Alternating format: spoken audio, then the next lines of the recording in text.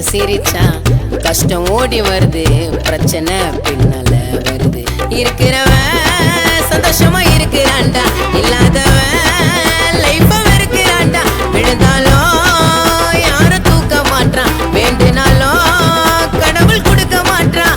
இருக்கிற லைஃப நீயும் தானே என்ஜாய் பண்ண.